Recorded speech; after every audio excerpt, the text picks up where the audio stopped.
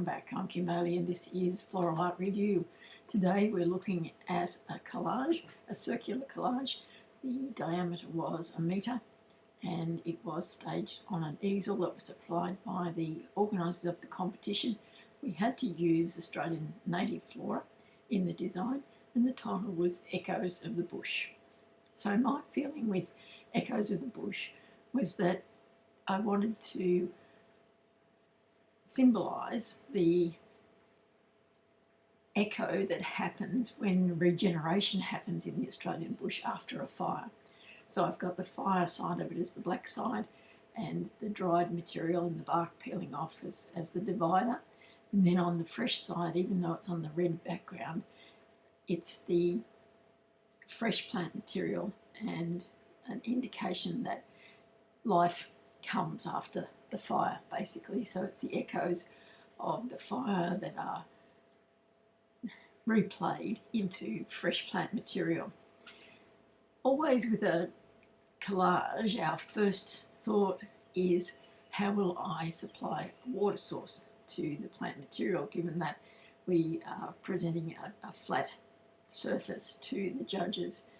And for this design, had I wanted to, I could have had vials at the back of the backing board and poked the stems through into a water source. But I particularly chose the Banksias because for the duration of this show, which was 2 days, they don't need a water source. So they will sit there quite comfortably. They won't lose any of their vitality over that 2-day period. The leaves, after probably about 4 or 5 days, would start to dry out a little bit and go silver, but still not detrimental to the overall look of the design. So I felt that that was the right choice for me. And the same with the Cresspedia, which is the 3 little yellow balls right on the edge of the design. That they won't lose any colour at all. They can dry quite happily. They don't need a water source in a design. So as I said, I've used Banksias on the one side, on the burnt side, for want of a better term. I've used the Banksia cones and some dried bark. And then on the fresh side, just the Banksia foliage and Banksia flowers and those 3 Cresspedia out on the edge of the design. And that's going to worry me all the way through because I just feel like they're a bit out of place. But let's now see what our AI, Design Eye, has got to say about this design in terms of the principles and elements of design. And I'll tell you a little bit about what happened with the design at the end of the video. So looking at colour, first of all, the dominant element here is the high impact colour blocking. The split of deep black and vibrant red creates a powerful graphic background. Against this, the natural muted tones of the bark and the fresh bright greens and yellows of the plant material pop beautifully. So what could have been a very dominant backdrop for this design recedes somewhat because of the placement and the choices in the plant material. So I've gone for very bright colours to contrast against that dominance of the stark difference between the black and the red, and delineated the design along that join between the 2 colours so that the plant material comes towards you and you look at the plant material first on that background. So it's a striking piece, but it's not dominated by the background. The plant material still does dominate the design. We look at line now. There is a highly dominant diagonal line created not just by the painted background, but reinforced heavily by the placement of the peeling bark and the Banksia cones. This harsh line is then softened by the gentle arching secondary line of the fresh green foliage reaching into the red space. So once again, reinforcing that line. Now, the line could have been the circle because it's a very dominant shape. It's a big shape, and I've repeated that circular shape by using the Banksia flowers and by using the Cresspedia.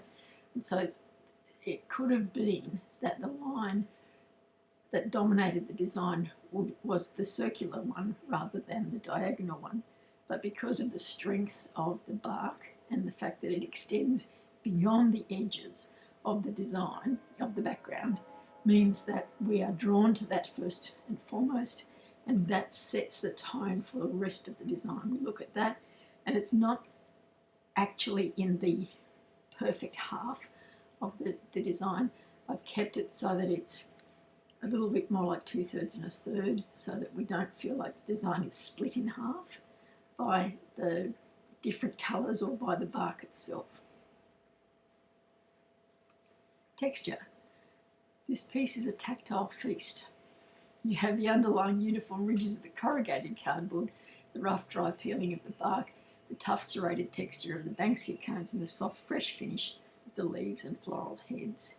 So it obviously came from my texture period in designing, but I think that it is important because that also is an echo of the bush. The various and variety of textures within the bush should be echoed in this particular design. So I'm looking at it as the design echoes what I would find in the bush. So it's that range of textures, smooth and rough and shiny and matte. Space and form. As a collage bas relief, it handles 3D space on a 2D plane very well. The heavy mass is concentrated along the fault line between the colours, leaving the red half as active negative space, which gives the eye room to rest and allow the green foliage to breathe. That's true, but I don't think it uses all of the space well enough. Now, one of the things that I need to tell you about the design is that it didn't get judged because the judge felt that it didn't meet the brief, in that it is not a metre in diameter. Now, the schedule said a maximum of a metre diameter, and I took that, as I do in every other competition, to mean that that was the maximum space that could be used. And so my ring is 70 centimetres in diameter because I knew that I wanted to have some overhang across the edges of the design. So it probably comes out to about 80 centimetres with the where the bark overhangs top and bottom. But that still didn't meet with the judge's approval, and so she determined that she wouldn't judge it because it was not according to the schedule in her interpretation, and I have to live with that. It's a debatable point, and it was hotly debated on the day because I wasn't the only one who fell foul of that particular interpretation, but we live with the judge's decision, and so we move on.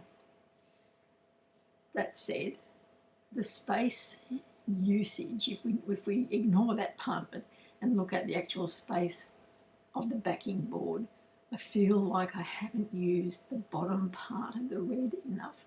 I would like to see either another Banksia flower or some repetition of the Banksia flowers in that bottom part and remove the cruspedia altogether. That just worries me. It just seems to be out there on its own, doing nothing in particular, and it's too small in terms of scale for the rest of the design. And I would just like to see a little bit more use of that red space, not a whole lot, because as it says, it does give you room to rest and to look back at the design, but a little bit more use of it would help the design, I think. Contrast. This design relies almost entirely on extreme contrast, both in colour, black versus red, natural versus painted, and texture, dry and dead materials versus fresh living materials. And that's very true. I wanted there to be a very stark contrast because, once again, the echo of the bush that is being depicted in this design is about the contrast that you find in the Australian bush. Balance. A great example of asymmetrical balance. The dense, heavy visual weight of the black section and the thick bark is balanced by the sheer brightness and volume of the red space, accented by the delicate green branch and the tiny bright yellow placements on the far right edge. Yes, well, if you say so. I don't think it does anything for the balance. The cruspedia, really, if you put your hand over it, it makes no difference to the design if it's not there. So, I just think that the foliage of the Banksia needs to extend a little bit more towards the edge and into that space a little bit more, that lower space a little bit more, so that perhaps there is a matching arm of the fresh Banksia foliage that is about the same size as where the dried cones are on the black side, so that it leaves just a little couple of inches between the tip of where that foliage would be and the edge of the design itself. And I think that would balance it better in my eyes anyway. Dominance. The strong diagonal axis completely dominates the composition, commanding the viewer's eye to travel from the bottom left through to the top right.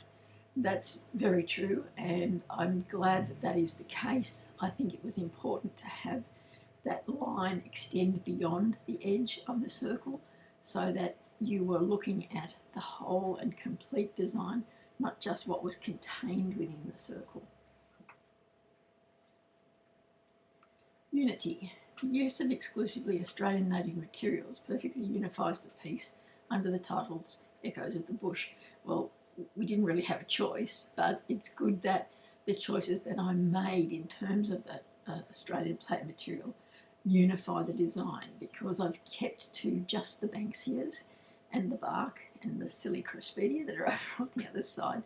But if you take the Craspedia out of it, I've kept to two plant material. So the bark came off a standard gum tree, but the rest of it is all Banksia, dried and fresh. And so that unifies the design. By using that one or two types of plant material, it feels cohesive. It feels like there's a message there in the strength of that plant material and those choices of plant material. So let's now see the suggestions from our AI for improving this design. First one is connecting the echoes. The three yellow floral heads, Billy Buttons, Craspedia on the far right edge, are a wonderful pop of colour, but they feel slightly marooned. They do. To fulfil the idea of echoes, bring one or two smaller yellow elements closer to the central bark cluster.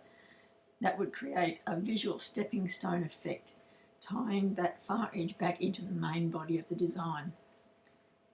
I don't see a need for that. I would rather take the Craspedia out altogether and then repeat the Banksia flower. So perhaps get a Banksia flower and slice it up so you've got the smaller slice, the cross sections basically of the flower, and glue them across that bottom edge a little bit lower down than where the Craspedia are now, and that fills that space a little bit, and it repeats the pattern of the plant usage without it being the same form of the plant.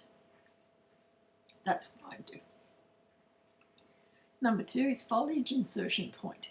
The base of the green foliage stem feels a little exposed where it meets the bark.